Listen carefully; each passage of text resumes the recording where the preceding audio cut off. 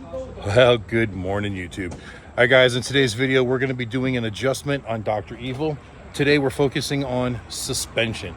Now, I mentioned in that 500-mile review video that the suspension on the 2024 Road Glide and Street Glide is completely different than the previous models, and it is a huge improvement over what they've had in the past. But with that said, it is still not set up properly for a rider of my weight. I don't know exactly what weight of rider they set it up for, but I have not adjusted the suspension since I took delivery of the motorcycle at the Black Hills Harley Davidson dealer back in August while we're at the Sturgis rally. And although I've not tuned it for me specifically, there is a world of difference the way this motorcycle rides compared to my other motorcycle. Granted, there's many years difference in there, but even just from the previous year, from a 2023 to 2024, the suspension is noticeably better, and it's a little bit more tunable as well. And although I love the way the suspension feels on this motorcycle, I have had it bottom out just a couple of times. Not a lot. I've looked at some stuff online, and there are other people complaining that it bottoms out, but all in all, it's a huge improvement over the previous system, and hopefully with these adjustments, we'll eliminate that bottoming out problem. Now, the owner's manual gives you specific directions on how to adjust it per your carried weight, meaning you and the cargo you're carrying, even a passenger. I'll put the list here, hopefully, so that you can see exactly the chart, and we'll go over it. But first, we're gonna pull the saddlebags off and get to the shocks.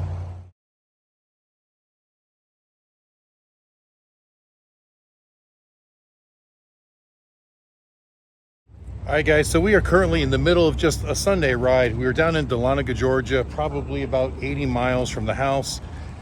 And I wanted to do this adjustment mid-ride. And the reason for that is I can get an apples to apples comparison immediately. Not like, oh, I adjusted it, but I hadn't ridden the bike in a week, so I'm trying to remember how it felt before. So we just stopped for a fuel break, and I'm gonna make the adjustments. But also I wanted you to see how easy it is to make these adjustments on the fly if you wanted to. I mean, you do have to pull off the bag, so it's not super fast, but it's not that hard, not that complicated.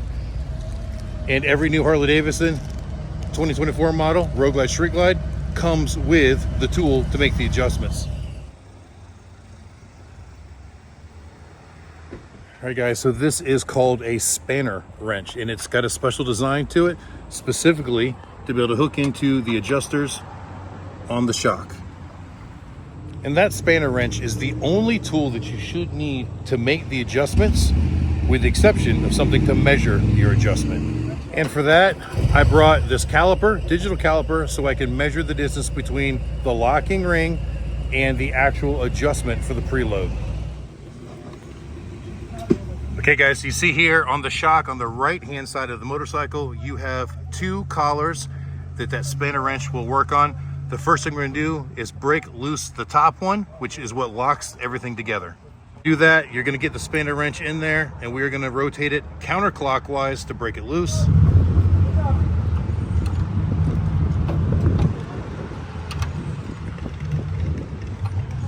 All right, so that is all the way back. Okay, so the top collar is the locking collar, the bottom collar is the adjusting collar. As you turn this clockwise, it will come down these threads and it will preload that spring. And you see right now from the factory, there is zero gap between the top ring and the bottom ring, so there's no preload set at all. And that's not to say it's at zero preload. That spring is under a preload, but it's at the minimum preload that you can adjust. If you were to take this shock apart, obviously the spring would unload. So now that we've got the lock ring done, we're gonna look at the chart, see how far we need to put that second ring down, and we'll measure the distance in between. All right, guys, here in the chart, you can see it gives you a rider weight and a distance between the top ring and the adjusting ring before locking it down in millimeters. All right, and looking at the chart, you can see that for riders between 150 and 180 pounds, that gap should be zero, which is pretty much the way it came from the dealership. And it only gives me listings up to 290 pounds. Well, I weigh a little bit over 300, not counting my gear. So we're gonna have to do the math on a little bit extra, and there is a part in here that says how many more millimeters per pound extra. Right, so the chart only goes up for a rider that is 290 pounds, but there's an additional cross-reference chart at the top that tells you if you're carrying extra cargo, You can then follow that down to the scale and make your adjustment there. Okay guys, so here we got the 290. Now, I'm gonna give myself an extra 30 pounds, maybe even 40. So then you would come over here and follow this chart down. So at 40, let's say, it says I should have 29 millimeters of clearance.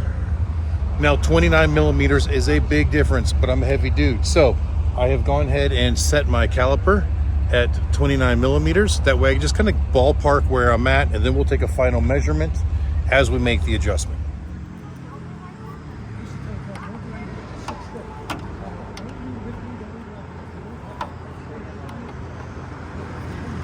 All right guys, it took a little while, but I made the adjustment, and as you can see, we are right at 29 millimeters. You got almost no play in there. To be clear, you are measuring the distance between the bottom of the locking ring to the top of the adjusting ring. The gap between the two is what you're measuring, not the thickness of the rings themselves. So now what we're gonna do is lock that down and see how it feels. All right, without any spring tension on it, we should just spin this down by hand until we get to the point where we gotta lock it. There we go.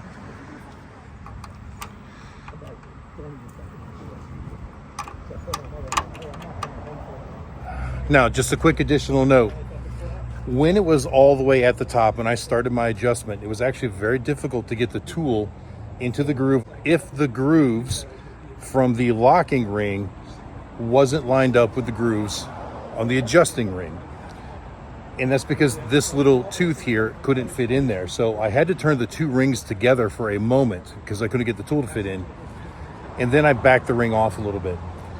And be careful when you put this in there. If you don't get it just right, it does take some force to pull it and you'll slip. I actually put a couple scratches in the adjusting ring because it slipped off a couple times. You've got to be very deliberate. I actually used two hands, held it in there tightly, and then just made slow movements. It did take a little while, but at this point it'll be fine tuning and it shouldn't take all that much.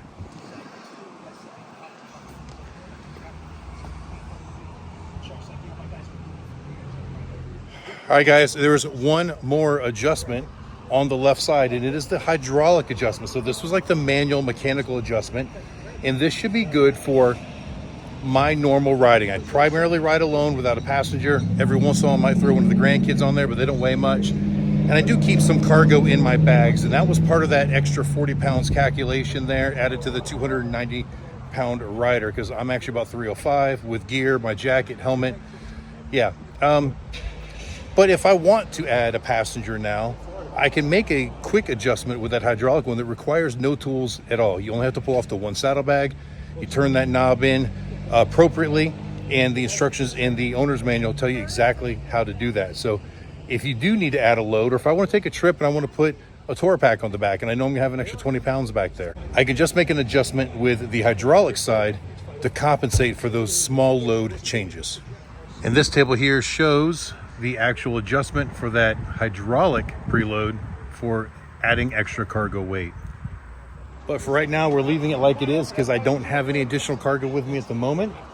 We're gonna put this thing back together. We're gonna finish our ride back up to North Carolina, see how it does. All right, back at home after the ride was over, and the adjustments on the suspension were definitely worthwhile doing.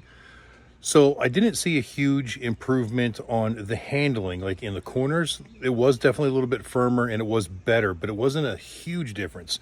But what really made a difference was there's a few bumps coming into my house that are uncomfortable, to put it politely, coming in. And with that adjustment, I almost didn't even realize I had hit them. So it stopped the travel from bottoming out so much because it gave a little bit more pressure in that spring. And it was better for a fat kid like me. So guys, definitely take the time to adjust the suspension to meet your liking, to meet your body weight. It will make a difference. I hear a lot of people complain about suspension on motorcycles, and 9 times out of 10 is because they don't know how to adjust it properly. And granted, this is minimal adjustments. I mean, what Harley Davidson has added here allows the owner or the rider the ability to kind of fine tune some of that stuff within its limitations. It's still not a replacement for a high-end suspension system. There's a lot of companies out there that make really, really good stuff, and you'll actually get your rebound dampening and high speed, low speed, so on and so forth. This is pretty basic, but it's definitely worth doing. If you've got the 2024 Road Glide or Street Glide, take a few minutes to do this. You'll make your ride better. All right, guys, thanks for watching. I hope you enjoyed the video. Until the next time I see you, keep those engines running.